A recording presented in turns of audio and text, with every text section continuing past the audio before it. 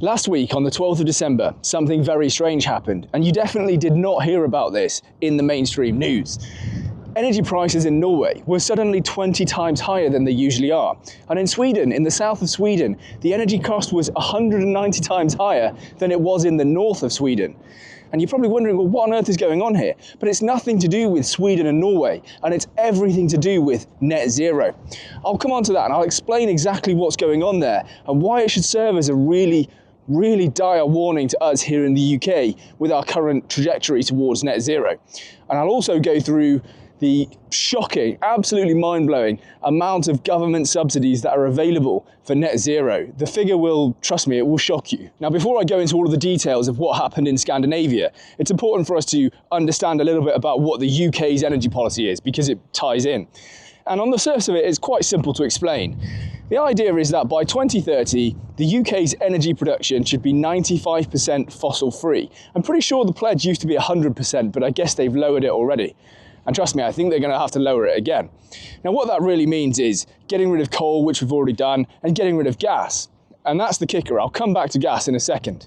So all of the UK's energy, or 95% of it, would have to come from wind, solar, and nuclear. Of course, there are some other energy sources like hydroelectric and tidal power, but really, we get like a couple of percent each year on that. It's fairly insignificant to the UK. For you and for me, this no doubt raises another question. And the question is this: how close are we to eliminating fossil fuels? We've only got 5 years to get there, right? So we must be pretty close.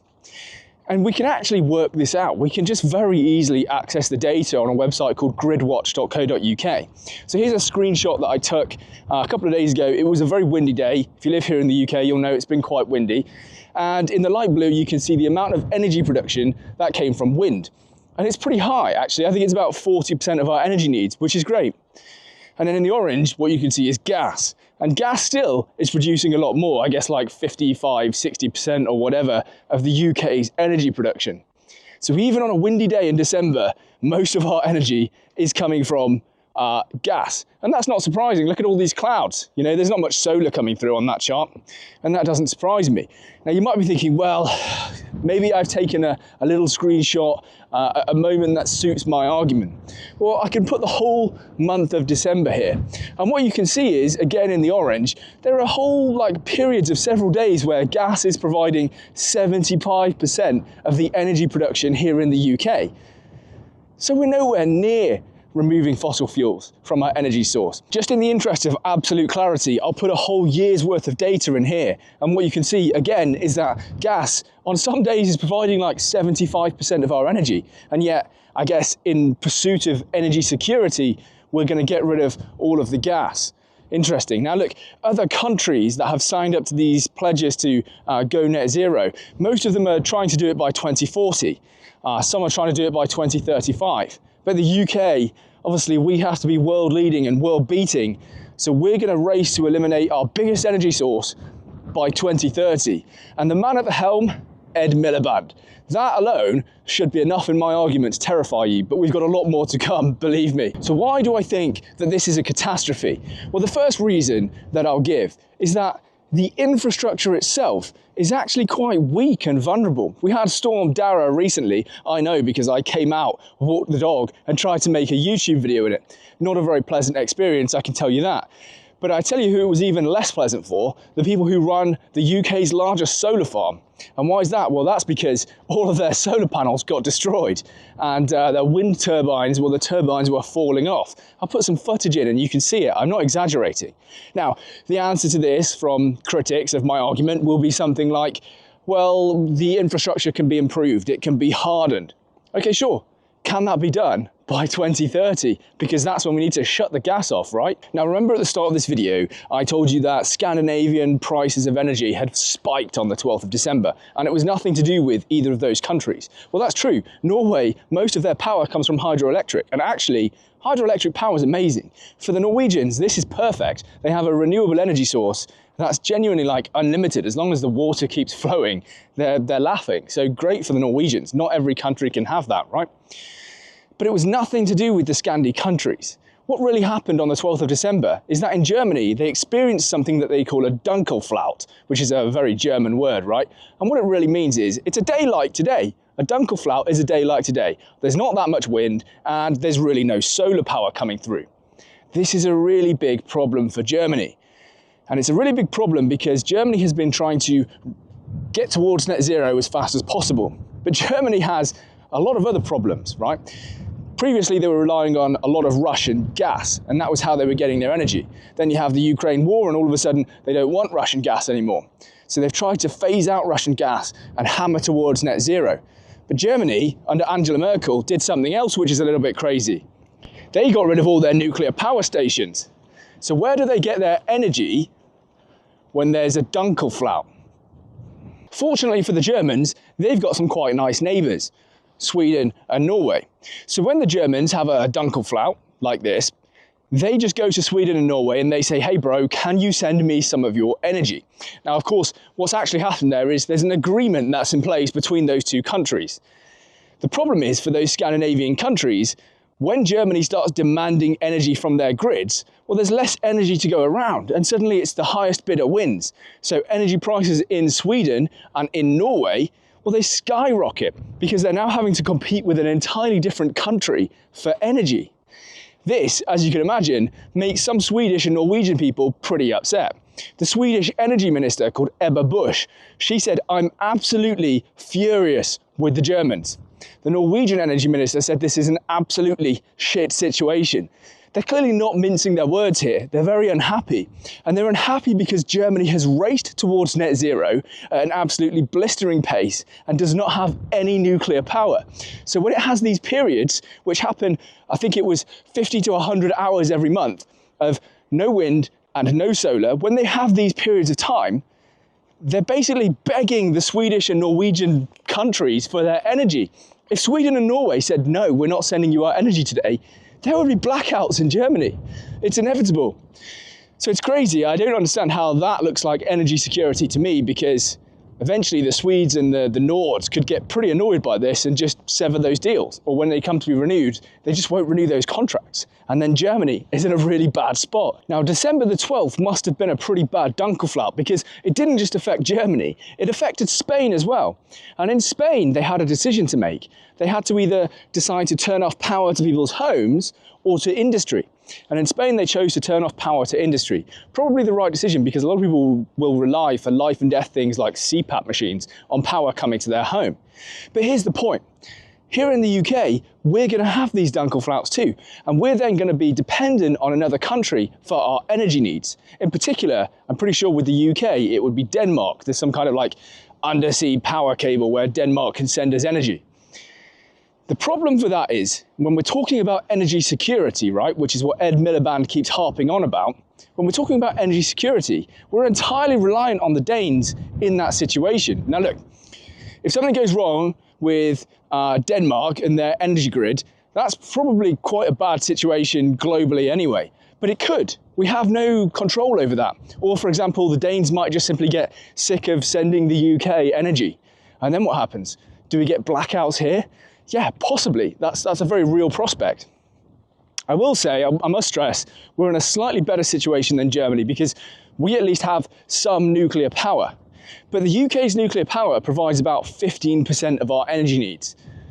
So not enough to run a whole country. So to the second part of the video, how much exactly is this all going to cost? Well, I can't tell you the exact figure with absolute certainty, because a lot of that cost will be obfuscated. But what I can tell you is how much is available in government subsidies to private industry. Now, it's not me that did the work here, it's a chap called David Turner, and he's on X and his handle is @7Kiwi. So go and give him a follow if you're interested in net zero stuff. But what he basically did was total up the cost of all of the government subsidies. Let me play his little video. I looked at this database, and when I started looking at the data, my jaw just hit the floor. Now, bear in mind, I've been writing about this stuff for 2 years now, so I've seen some pretty scary and unbelievable stuff. But even I was shocked when I saw the scale of the subsidies that are energy and net zero related, and then added them all up. And I got to 328 billion. It would be a mistake to sort of like compare that to annual budgets of the government, but if we were to sort of like put it in sort of like local parlance, it's like 3 HS2s and getting on for a full COVID response. £328 billion. As David mentioned in that video, that is enough to pay for HS2 3 times over. And HS2 is about 3 times over its original budget. It's an extraordinary sum of money that's being made available from the government, from your taxes, to private industry in pursuit of net zero. For perspective, it's enough to pay the winter fuel allowance for 200 years. 200 years.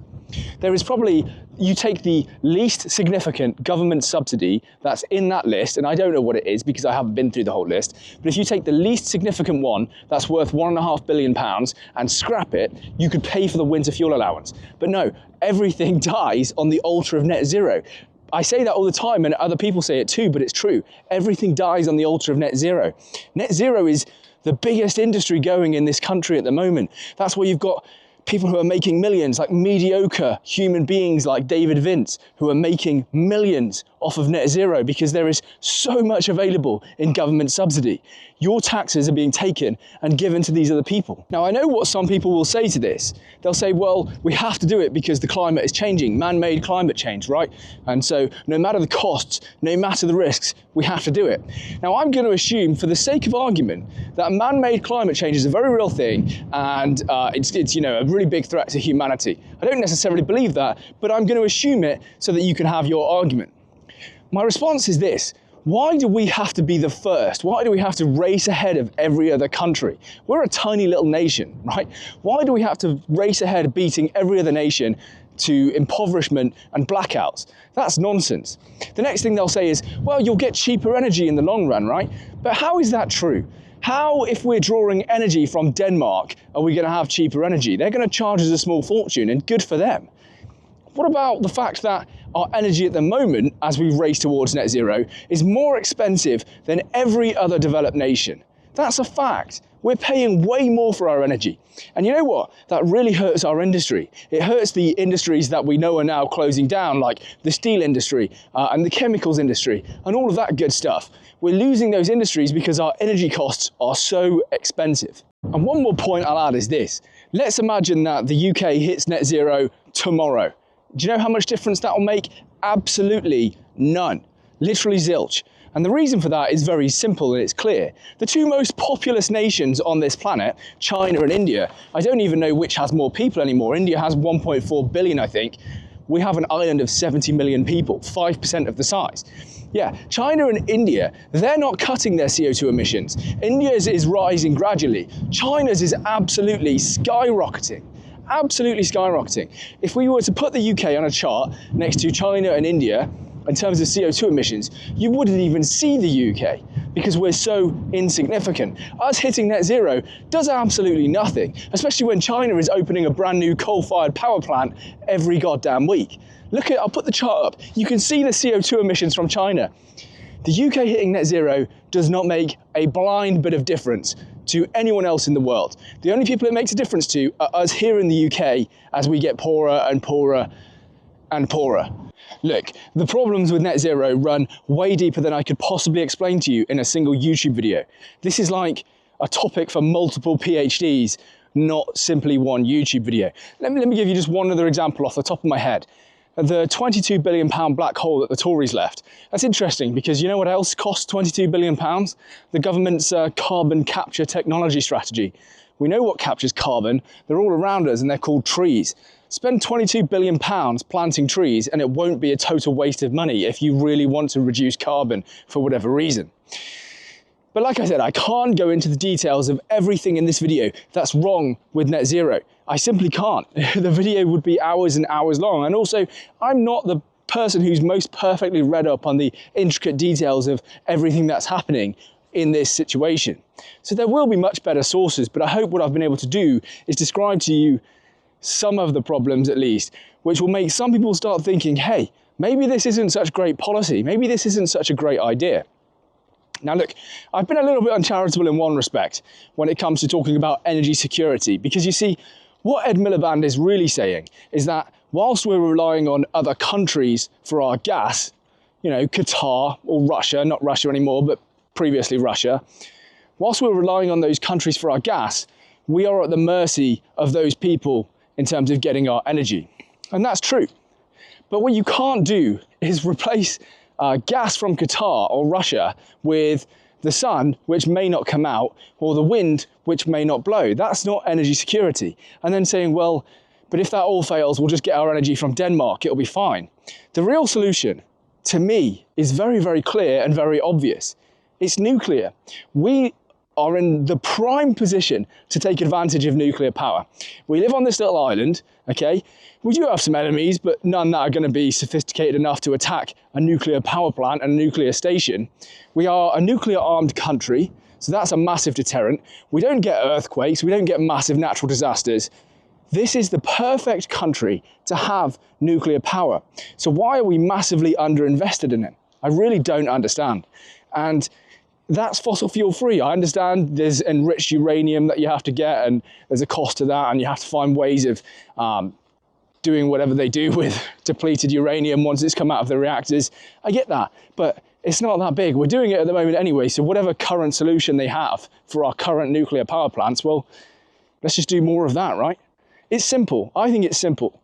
And I think if you spent £328 billion building nuclear power plants in this country, you'd get much better bang for your buck than putting solar panels over beautiful fields like this. It's not a beautiful field today, it's pretty boggy, but that's my 2 cents anyway. Guys, the last thing I'll say is please do leave a like, comment, and if you haven't already, do subscribe.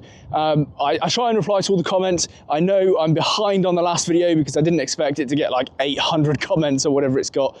I will either reply to them or I'll leave them a little heart and a like so you know that I've read your comment, because I imagine it's pretty frustrating when you go to the time and the effort to type out a comment and then there's no, like, you know, you don't know if anyone's read it or not. I literally read all of the comments, but I'll leave a little heart at the very least so you know that I've read it.